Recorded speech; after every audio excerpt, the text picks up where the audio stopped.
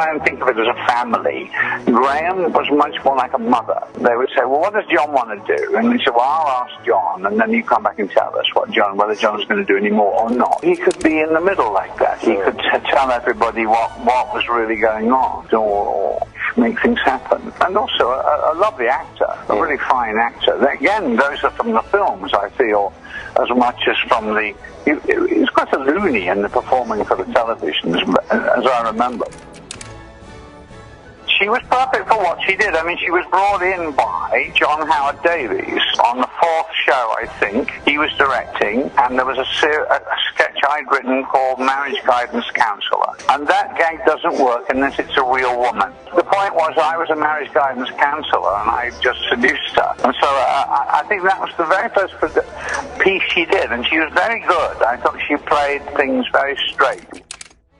I think when John read out the cheese shop sketch for the first time, nobody left. It must have been after lunch. It was very, very slow, and it was like, and then just as he started going, no, and that Michael Palin started to giggle. Then he started to have hysterics, and then he fell off his chair. And we all ended up with hysterics because it was just so funny. And, you know, it's one of those, it's an accumulative joke. So it does take a little while and it is a repetition joke, so it took some time to get it. And John, when he lost it completely, would lie on the floor and bang his feet on the floor. John, with his enormous chap lying on the floor, just completely howling with laughter.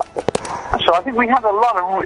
And that's what happened with the writing. That's why the writing sessions were more fun. It's the first time we heard most of those sketches entirely, you know, so the audition was to see if we could make us laugh. And if we made us laugh, you know, I always say if it made us laugh, we put it in the show, and if it didn't, we sold it to the two Ronnies.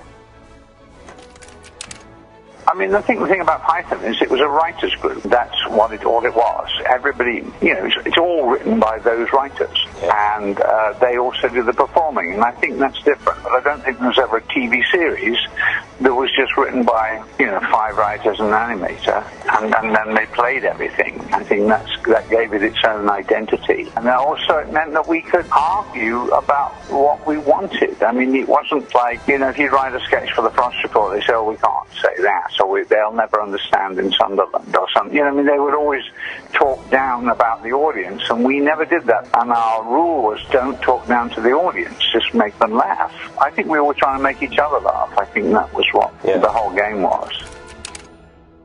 I didn't like the 6 without John. The balance wasn't just his performing, because we had some of his writing. It's just, it wasn't, there's a wonderful tension. Everybody had to be there, you know, and everybody played a role, which was somehow essential. If somebody was missing, it wasn't as good, and then when John went missing, it wasn't as good. So I said to Mike, they offered us another 7. I said, I don't want to do another 7. It's not the same, it's not as good. And we then went on to writing movies, and John was happy to do that.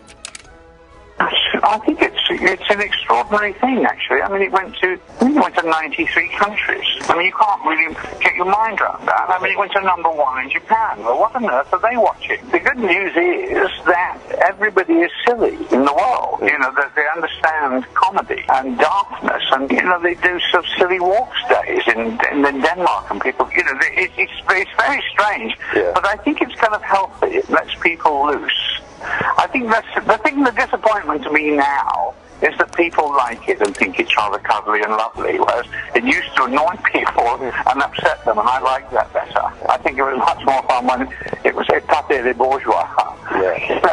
We got a lot of complaints from a certain section of the British public. I think that was good.